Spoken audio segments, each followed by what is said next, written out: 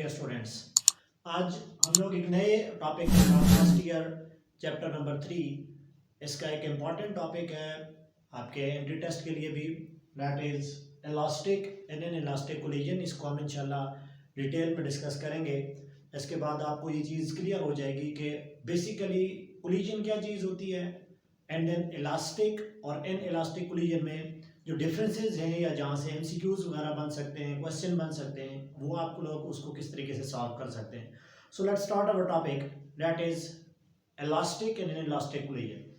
Students, collision पे जाने से पहले एक चीज़ हम लोग देखते हैं कि जब आप लोग टाइप्स ऑफ कोलिजन की बात कर रहे हैं तो सबसे पहले हमें पता होना चाहिए कि कोलिजन आपके पास क्या है। तो सबसे पहले हम लोग डिफाइन करते हैं कि असल में जो टॉपिक आपके पास है कोलिजन का, उसको हम लोग कैसे डिफाइन करेंगे। याद रखें कि कोलिजन का मतलब होता है टकराव, impact, some sort of interaction. Consider करें मेरे पास यहाँ पे कोई, लेट्स सपोज करें दो बॉल है, ये कोई भी बॉल आपके पास हो सकती है, कोई इनका मास है, सर्टेन मास है, लेट करें इसका मास है m1 और ये इस डायरेक्शन में मूव हो रही है with a certain velocity v1। और यहाँ पे सपोज करें कि आपके पास एक और बॉल है और इस बॉल का जो मास है, लेट कर लें इसका मास m2 और ये इसके अपोजिट डायरेक्शन में मूव कर रही है विद द वेलोसिटी v2। अब एक चीज आप लोग याद रखें कि यहाँ तो मैंने एग्जांपल ली हुई है कि both the bodies are moving in opposite direction. ये दोनों बॉडीज सेम डायरेक्शन में भी मूव करके कोलिजन का फिनोमेना वहां पे भी अकर हो सकता है, लेकिन उसके लिए शर्त ये होगी कि जो आगे बॉडी होगी उसकी वेलोसिटी कम हो और पिछले वाली बॉडी की वेलोसिटी ज्यादा हो। तो डेफिनेटली ये कॉमन सेंस की बात है, जब पिछले वाली अप्रोचिंग बॉडी की वेलोसिटी ज्यादा होगी तो तभी तो वो अगली के साथ जाके कोलाइड करेगी। लेकिन यहाँ पे जो मैं एग्जांपल ले रहा हूँ इसमें both the bodies are moving in opposite direction.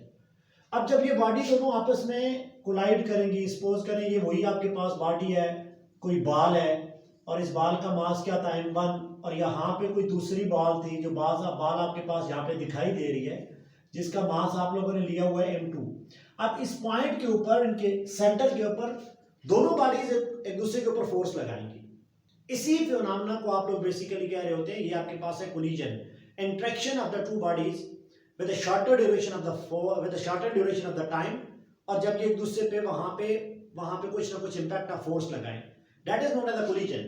तो यहाँ पे देखें, यहाँ पे आपके पास बॉडीज की क्या हो रही है, यहाँ पे बॉडीज का इंपैक्ट एक दूसरे पे लग रहा है और इसी इंपैक्ट को बेसिकली आप लोग क्या करते होते हैं, इसी को आप लोग कह रहे होते हैं ये आपके पास कोलिजन है।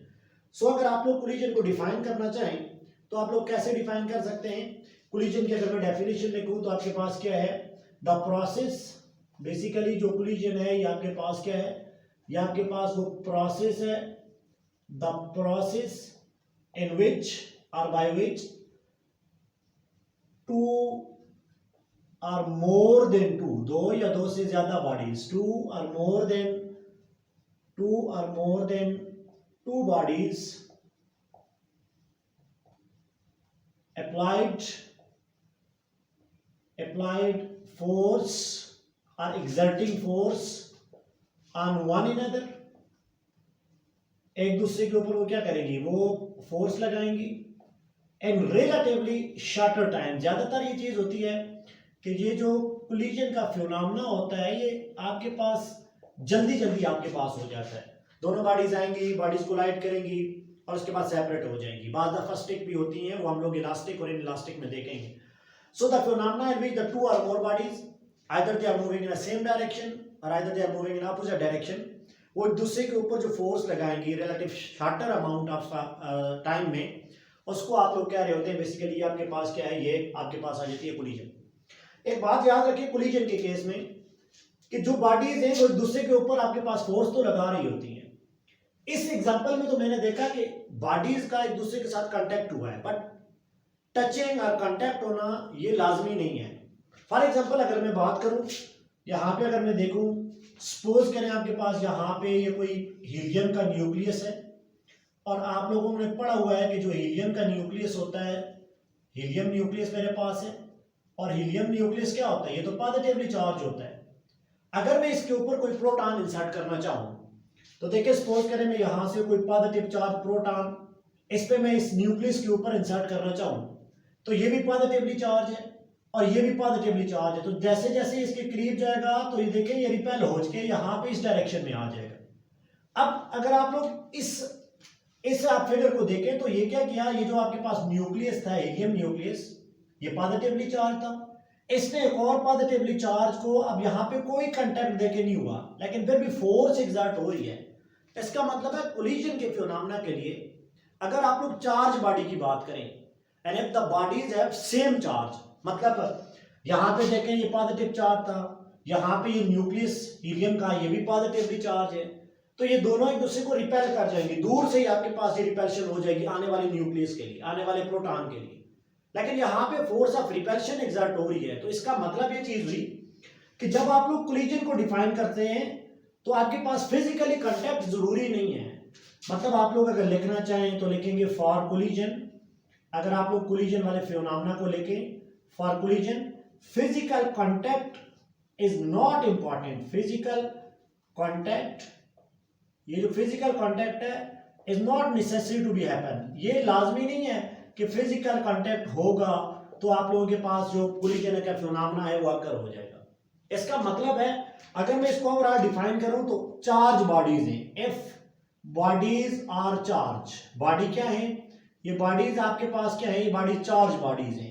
और याद रखें चार्ज बॉडीज में हमेशा लाइक चार्ज एक दूसरे को रिपेल करते हैं। तो मैं यहां पे जो बात कर रहा हूं आर चार्ज बॉडीज, और चार्ज बॉडीज में आप लोग कंसीडर करें, सपोज करें यहां पे कोई नेगेटिवली चार्ज इलेक्ट्रॉन है और यहां पे भी कोई नेगेटिवली चार्ज इलेक्ट्रॉन है, whenever they were move toward each other, आपने इस इलेक्ट्रॉन को भी किसी तरीके से इधर मूव करवाया और इस इलेक्ट्रॉन को भी इधर मूव करवाएंगे तो ये दोनों क्या हो जाएंगे, ये दोनों रिपेल हो जाएंगे। अब इनके दरमियान फोर्स तो लगेगी, फोर्स ऑफ रिपेल्शन, ये दोनों हैं तो ये आपके पास रिपेल हो जाएंगे। इनके दरमियान जो फोर्स है वो तो लगेगी, लेकिन वो जो फोर्स होगी इधर यहां पे ज्यादातर केसेस में होता है कि रिपेल इन सेम डायरेक्शन, लेकिन फिजिकल कांटेक्ट नहीं होगा। तो इसका ये मतलब नहीं है कि यहां पे आपके पास कोलिजन नहीं होगी। सो हमने लिखा if bodies are charge, bodies क्या है, चार्ज बॉडीज हैं, तो आपके पास जो कोलिजन वाला फिनोमेना अकर होगा then collision will occur, collision का फिनोमेना अकर होगा, कैसे अकर होगा, without physical contact, without contact. अब इनका कांटेक्ट नहीं होगा तो आपके पास कोलिजन का फिनोमेना यहां पे अकर हो जाएगा। सो जब आप लोग डेफिनेशन ऑफ कोलिजन देखें तो ये बात आप ज़हन में रखें कि वो किस बॉडी की बात कर रहा है, चार्ज बॉडी की बात कर रहा है या आपके पास ऐसे बॉडी की बात कर रहा है जो इंसुलेटेड बॉडीज हैं, जैसे आपके पास बॉल है, मेरे पास ये मार्कर है, तो ये कोलाइड करेंगे तो relatively shorter amount of time के अंदर वो एक दूसरे के ऊपर फोर्स लगाएंगे। तो इस टॉपिक को आप लोग कह रहे होते हो this is the definition of the collision, और हमने इसी तरीके से इस कोलिजन को डिफाइन करना है। अब जो हमारे पास इंपॉर्टेंट टॉपिक है जिसकी हम लोग डिस्कशन करने जा रहे हैं वो हमारे पास है differences between elastic and inelastic collision. Important phenomena है, इसको हम लोग बड़ी डिटेल में डिस्कस करेंगे कि हमारे पास इलास्टिक कोलिजन क्या है और इनइलास्टिक कोलिजन क्या है।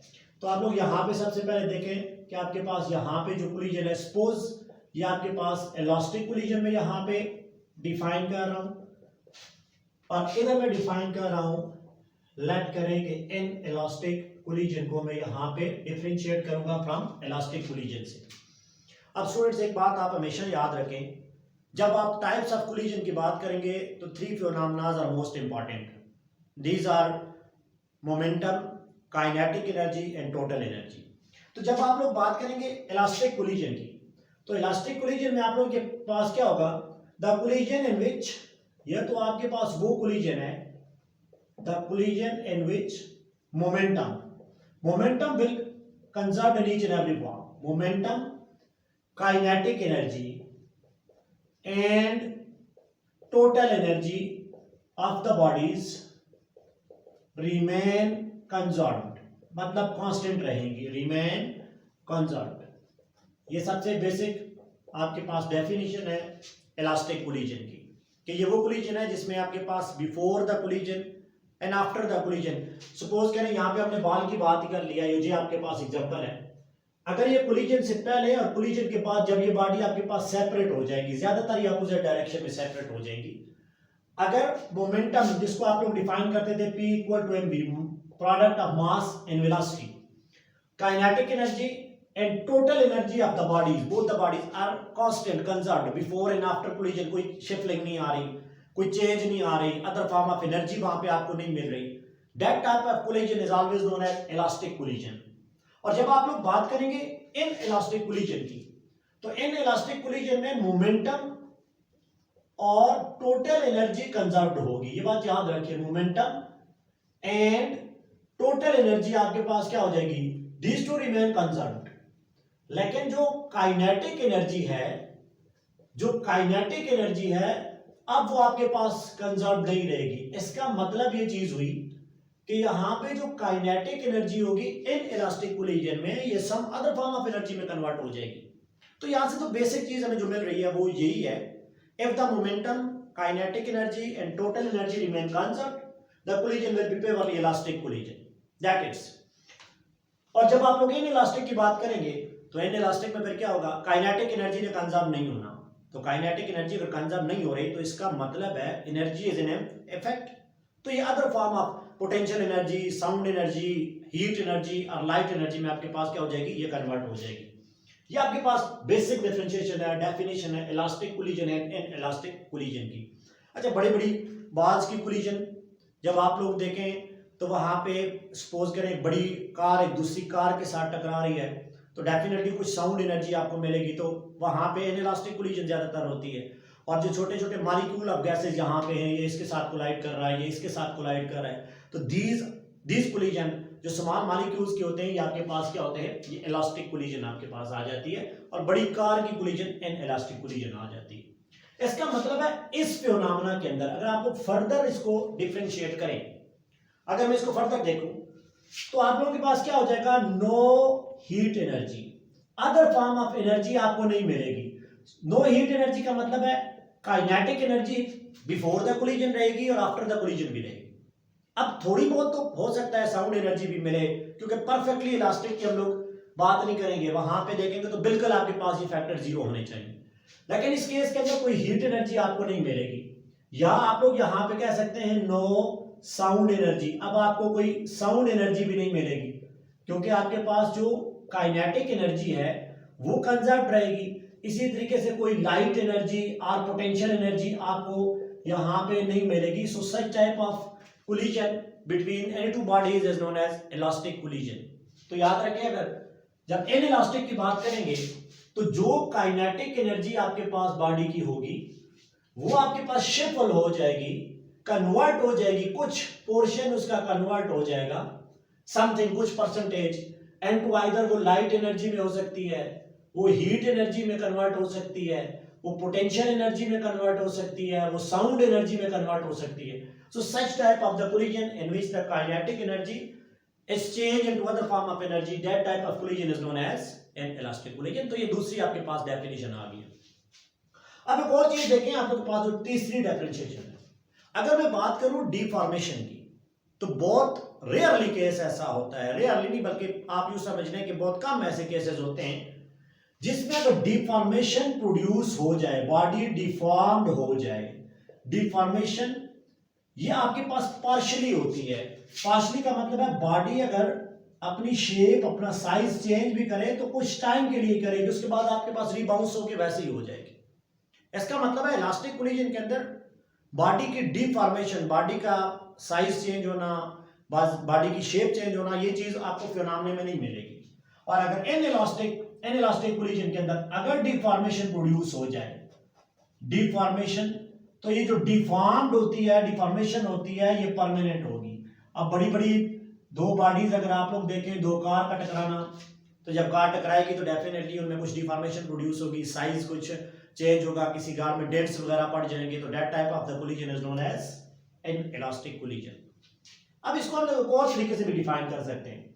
वो क्या है, इस केस के अंदर जब आप लोग इलास्टिक कोलिजन की बात करेंगे, कोलिजन के बाद बॉडी रीबाउंस होंगी, the bodies will not stick together.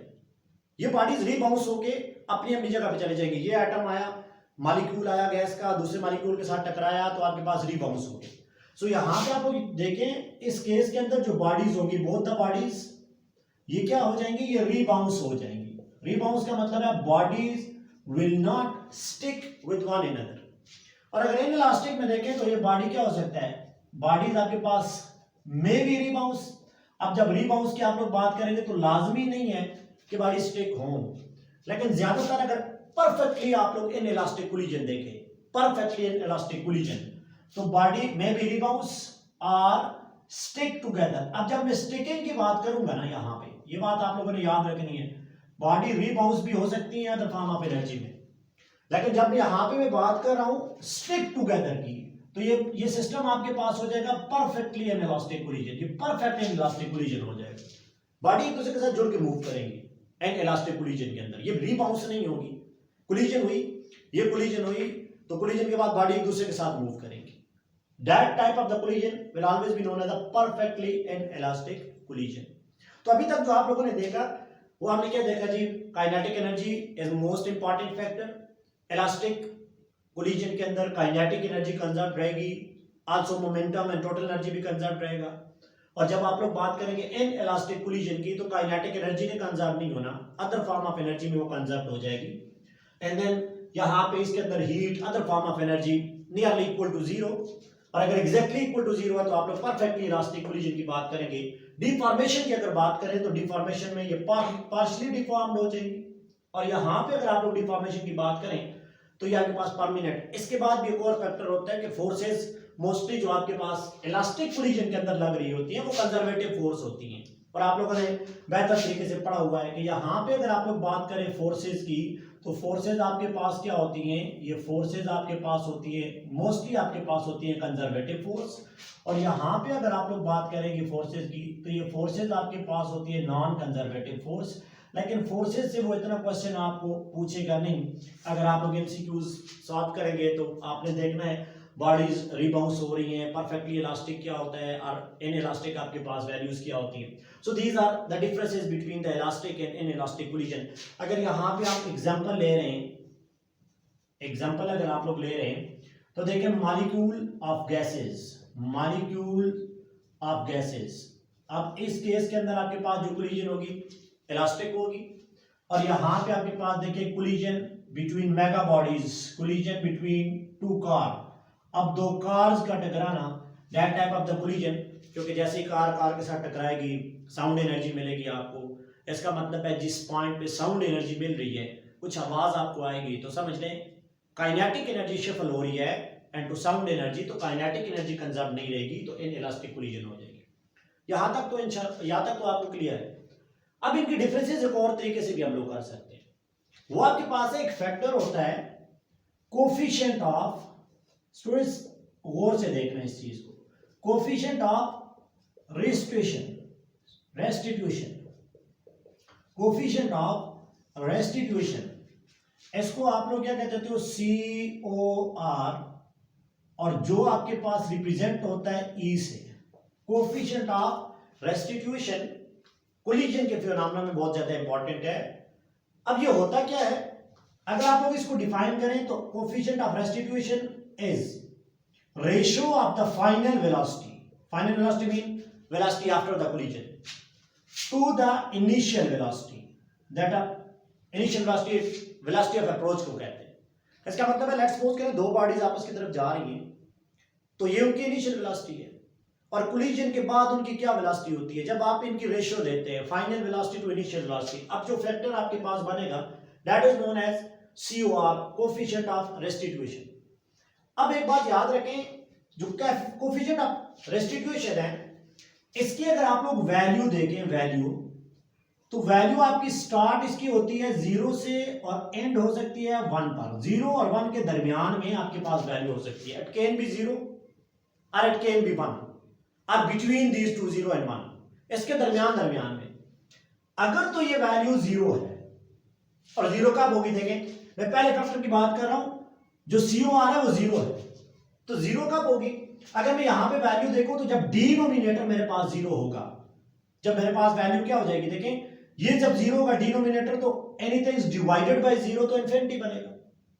इसका मतलब है 0 तभी हो सकती है जब फाइनल वेलोसिटी 0 है। If the coefficient of restitution, ये जो 0 है, तो इसका मतलब है VF 0 है। VF 0 का मतलब है बॉडी स्टिक टुगेदर, और body stick together that will be an elastic. अगर आपके पास देखें F equally equal to zero, बिल्कुल आपके पास जीरो है। हालांकि रियल फिनोमेना में ये चीज नहीं हो सकती, ये बात याद रखनी है। रियल फिनोमेना इन दो वैल्यूज के दरमियान दरमियान रहेगा। लेकिन अगर ई इक्वल टू जीरो है तो याद रखें जो बॉडी होगी वो आपके पास क्या हो जाएगी, परफेक्टली इन इलास्टिक। परफेक्टली क्या हो जाएगी, इन इलास्टिक। और अगर E equal to, if E equal to 1 के बराबर है तो 1 तब होगा जब final velocity is equal to the initial velocity. तो 2/2 3/3 that will give you the value of 1। तो ये आपके पास हो जाएगा परफेक्टली इलास्टिक कोलिजन। ये परफेक्टली है, मतलब ये दोनों वैल्यू जो है 0 और 1, 0 perfectly elastic and 1 perfectly elastic collision. मतलब मेरे हाथ में बाल है और इस बाल को मैं यहां से छोड़ रहा हूं, बाल जमीन पे लग के अगर बिल्कुल मेरे हाथ तक आ जाती है, इसी पॉइंट तक आ जाती है, that is a perfectly elastic collision. अब जितनी जितनी ये नीचे तक आएगी ना, इस हाथ से यहां पे आई, फिर यहां पे आई, हम लोग इन इलास्टिक की तरफ जा रहे हैं। और बिल्कुल अगर वहां से ऊपर ही नहीं आएगी तो इसका मतलब है फाइनल वेलोसिटी 0, तो बॉडी स्टिक हो गई है, तो वो परफेक्टली इलास्टिक है। तो इस फिनोमेना को आप लोग ऐसे समझ सकते हैं कि हमने देखा E की जो वैल्यू है वो 0 से लेकर कहां तक जा सकती है, 1 तक। 0 पे जो वैल्यू मिलेगी वो कौन सी है, वो है परफेक्टली इन इलास्टिक। आप लोगों ने कह दिया परफेक्टली इन इलास्टिक है। और 1 पे वैल्यू क्या मिल रही है, 1 पे वैल्यू आपको मिल रही है परफेक्टली इलास्टिक मिल रही है। अब दरमियान वाली बात की, दरमियान के पोर्शन को देख, जैसे जैसे आप लोग इस 0 से आगे जा रहे हैं ना, आप लोग किसकी तरफ बढ़ रहे हो, आप लोग इलास्टिसिटी की तरफ बढ़ रहे हो, पर इलास्टिक कोलिजन की तरफ बढ़ रहे हो, सॉरी। इसका मतलब है यहां पे परफेक्टली इलास्टिक, 1 पे परफेक्टली इलास्टिक कोलिजन। तो जो रियल फिनोमेना होते हैं वो 0 और 1 के दरमियान दरमियान होते हैं। जितना 1 की तरफ आप लोग जाएंगे इतना इसका मतलब है बॉडी की कोलिजन इलास्टिक होगी। अब अगर दो वैल्यूज देखो, if E equal to 0.1 and E equal to 0.9, तो 0.1 लाया करता है 1 0 के करीब, तो बॉडी की कोलिजन इलास्टिक होगी फिर। और अगर आपके पास 0.9 वाली कोई COR आ जाए, कोएफिशिएंट ऑफ रेस्टिट्यूशन आ जाए, तो इसका मतलब है 0.9 इज नियर टू द 1, और 1 पे तो परफेक्टली इलास्टिक है, तो 0.9 को आप लोग कह सकते हैं this collision is elastic collision. जैसे जैसे 1 की तरफ जा रहे हैं। अब क्वेश्चन आता है क्या 0 से 1 तो नेगेटिव कभी नहीं हो सकता और 1 से ग्रेटर भी नहीं हो सकता। तो ये बात आप लोगों ने याद रखनी है। बाज दफा वो आपको कंफ्यूज करेगा कि आपके पास COR की वैल्यू 0.5 है एंड देन 0.9 है। तो इनमें देखिए अगर इलास्टिक कोलिजन की हम लोग बात करें तो 0.9 इज नियर टू द 1, और 0.9 वाला आपके पास जो है वो बेहतर इलास्टिक कोलिजन प्रोवाइड करेगा as compare to the value which is near to the 0। So ये स्टूडेंट्स आपके पास टॉपिक था इलास्टिक एंड इलास्टिक कोलिजन का, कि इलास्टिक कोलिजन में आपने जो मेन फैक्टर देखना है वो काइनेटिक एनर्जी देखनी है। एक में काइनेटिक एनर्जी कंजर्व्ड है और दूसरे में काइनेटिक एनर्जी कंजर्व नहीं होगी। So this is the difference, these are the differences between elastic and elastic collision. Hope कि आपको ये समझ आई है। अब इसमें आपको कोई कहीं से भी वो एमसीक्यूज उठा के दे सकता है। ज्यादातर आप लोग देखें तो आप लोगों के पास जो इंपॉर्टेंट फैक्टर है वो है coefficient of restitution COR E, और याद रखना है कि इसकी वैल्यूज आपके पास स्टूडेंट्स या तो रहेगी 0 और 1 के दरमियान, या 0 और 1। 0 पे परफेक्टली इलास्टिक, 1 पे परफेक्टली इलास्टिक, और इसके दरमियान में जो रियल फिनोमेना रियल लाइफ में, क्योंकि ये आइडियलिटी आ जाती है, 0 पे भी आइडियल फिनोमेना नहीं मिलेगा, 1 पे भी परफेक्टली इलास्टिक फिनोमेना आपको कभी नहीं मिलेगा। तो हम लोग यार दरमियान दरमियान की बात कर रहे होते हैं। सो ये आज आप लोगों का टॉपिक था, उम्मीद है आपको समझ आई होगी। अब थोड़ा सा इस पे आप लोग इसको रिवाइज करें, इस पे आप लोग इसको खुद से समझने की कोशिश करें, इंशाल्लाह सब बेहतर होगा। Thank you, Allah Hafiz.